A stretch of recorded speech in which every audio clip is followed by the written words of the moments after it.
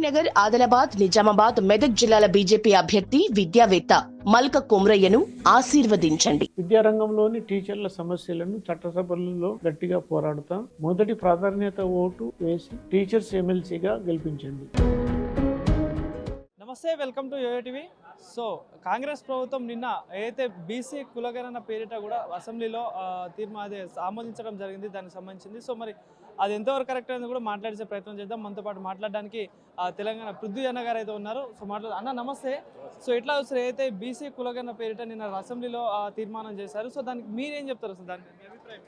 అదంతా తప్పుల తడక, vested interest తోటి చేసినటువంటి స్టాటిస్టికల్ డేటా బయట పెట్టింది. అదంతా ఏదో 14 ఆడిడ కూర్చున్న కాడ, తినకాడ కూర్చున్న కాడ, పల్లి బఠాలు దీని కూడా కూర్చునే లెక్క ఉన్నది. అది మొత్తము గతంలో 52 ఎట్లుంటుంది అబ్బా, ఇప్పుడు 46 ఎట్లుంటుంది? ఏంది ఇదంతా?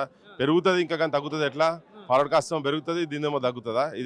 ఇదేంటంటే వాళ్ళకి కావాలని ఉద్దేశపూర్వకంగా బీసీ జనాభా లెక్కలను తగ్గించాలటువంటి ప్రయత్నం చేసే దాంట్లో భాగంగానే అది తప్ప 100% అది ఒక ఫేక్ డేటా అని చెప్పని చాలామంది ఇప్పుడు ఇంతకుముందు గతంలో గవర్నమెంట్లో పనిచేసిన వాళ్ళు కావచ్చు, ప్రొఫెసర్స్ కావచ్చు, ఇంటలెక్చువల్స్ కావచ్చు, జ్యుడిషియరీలో ఉన్నటువంటి వాళ్ళు కూడా అందరూ కూడా దీన్ని చాలా తప్పు ఇదని చెప్పి చించిపడేసారు కదా.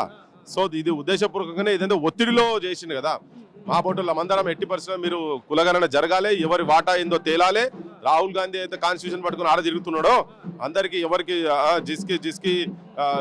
జిస్కి సంఖ్య భారీ ఉస్కి భాగేదారి అని చెప్పని కాంచీరామ్ చేసినటువంటి స్టేట్మెంట్ను పట్టుకొని తిరుగుతుంది కదా. ఎవరికి ఎంత ఉండాలో వాళ్ళకి, ఎవరికి జనాభా ఎంత ఉందో వాళ్ళకి రావాలని దాన్ని ఇంప్లిమెంట్ చేయమని మేము ఎట్లయితే ఫోర్స్ చేసినామో, అప్పుడు వీళ్ళు బై ఫోర్స్గా ఇష్టం లేకున్నా కానీ, ఏదో అంటారు కదా, ఇష్టం లేని సంసారం చేస్తే విడాకులకు దారి తీస్తారనే ఉద్దేశంతో ఈయన అట్లనే చేసిండు. ఈ గవర్నమెంట్ రేవంత్ రెడ్డి కూడా పైకెళ్ళి ముట్టగాలు వేసి చేసినట్టు చేసిండు, కానీ దాని అంతా తప్పులు తడక చేసి ఆగం పట్టించే ప్రయత్నం చేసిండు. 36 రోజుల పాటు 160 కోట్ల రూపాయలు ఖర్చు పెట్టి ఎన్యూమరేటర్లను పెట్టి ఆ ఇంటింటికి వెళ్ళి మేము సమాచారం స్వీకరించాం, మేము చేసినంత కరెక్టే అంటూ అటు మంత్రి గారైన పొన్నం ప్రభాకర్ గారు అంటున్నారు, రేవంత్ రెడ్డి గారు కూడా అంటున్నారు. ఇట్లా చూడుతుంది 21 లక్షల మంది తక్కువైనాక ఇంకేందబ్బా ఎట్లుంటుంది? 10 లక్షల ఎస్సీలు, దాదాపు 5 లక్షల ఎస్టీలకు ఉన్నటువంటి జనాభా దాదాపు 35 లక్షల మందిని తగ్గించారు. పెరుగుతున్నారా తగ్గుతున్నారా? ఎవరు పెళ్లి చేసుకుంటలేరు, ఎవరు పొరాలను కంటలేరా? ఏది ఎక్కడిది? తప్పుల తడకాది మొత్తం కంప్లీట్గా. అదే మరి ఓసీలు పెరిగినప్పుడు వీళ్ళది పెరగాలి కదా, వీళ్ళది తగ్గుతుంది ఎట్లా, వాళ్ళది పెరుగుతుంది ఎట్లా?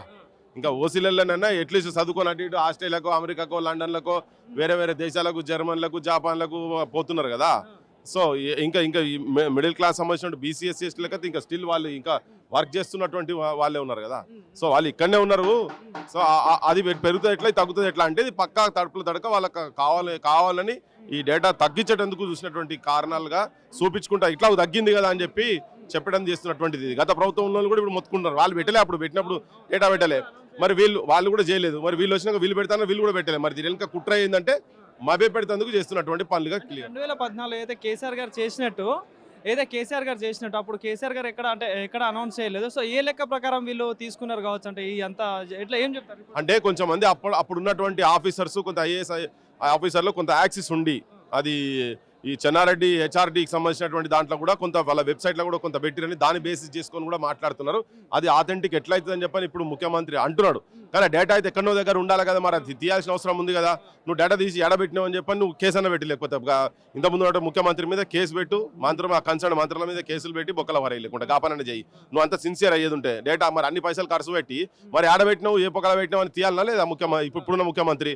ఆయన మరి ఏ మాట ఇచ్చి అంతకుముందు నేను రాగానే తీసి ముంగడ పెడతాడు, ఇప్పుడు ఆడు నాకు తెలియదు ఎట్లా? దొంగలు కలిసి ఊరు పంచుకున్నట్టు వీళ్ళు అదే పని చేస్తున్నారు అంతే. ఒక మాట అయితే నిన్న రేవంత్ రెడ్డి గారు ఏమంటా ఉన్నారు అంటే, అయితే రాహుల్ గాంధీ గారు చెప్పినట్టు కామారెడ్డి డిక్లరేషన్ లో భాగంగా 42% రిజర్వేషన్ ఇవ్వడానికి సిద్ధం ఉన్నాం, కానీ రాజ్యాంగంలో ప్రకారం చట్టం మార్చాల్సి వస్తుంది, దానికి బీఆర్ఎస్ పార్టీ కానీ బీజేపీ పార్టీ ఆమోదిస్తుంది అని చెప్పి వాళ్ళు అంటా ఉన్నారు. సో ఏమై ఉండొచ్చు సార్? ఈ డొంకతిరుడు ముచ్చట్లు వద్దబ్బా, ఇవన్నీ బేకారు ముచ్చట్లు. అవన్నీ నీకు ఉండేది ఉంటే నువ్వు పెట్టు, ఎవరు సపోర్ట్ చేయరో చూద్దాం. అసెంబ్లీలో ఎవరు బీసీలం కాదని చెప్పేవారు. నీకే లేదు ఫస్ట్ ఉద్దేశం, ఇవ్వాలనే ఉద్దేశం ఆయనకే లేదు. 42% నేను ఇస్తాను, అన్ని పార్టీలు ఇస్తాను, చట్టం చేయి, తీసి పెట్టి ఆడికి పంపిస్తే ఎవరు జరగక అప్పుడు చూద్దాం. చేయని వాళ్ళు దోషులుగా నిలబడిపోతారు. ఎట్లా చూస్తారన్న మరి నిన్న వాళ్ళ ఎమ్మెల్సీ అయిన తీర్మార్ వలన కూడా దానికి సంబంధించిన మాట్లాడుతున్నారు పేపర్లు, అంటే దాన్ని ఒక విధంగా మాట్లాడారు. ఎట్లా చూస్తారు, ఏం చెప్తారు? అదే వాళ్ళకి చిత్తశుద్ధి లేదబ్బా, దే ఆర్ నాట్ క్లియర్. వాళ్ళకి కావాలని బీసీలను ముంచాలనే ఉద్దేశం ఉన్నది, బీసీలను ముంచదలుచుకున్నారు అంతే. వాళ్ళకి అధికారం ఇవ్వదు, రాజ్యాధికారం ఇవ్వదని ఆలోచనలు కాబట్టి అదే లైన్లో వాళ్ళు పనిచేస్తున్నారు అంతే.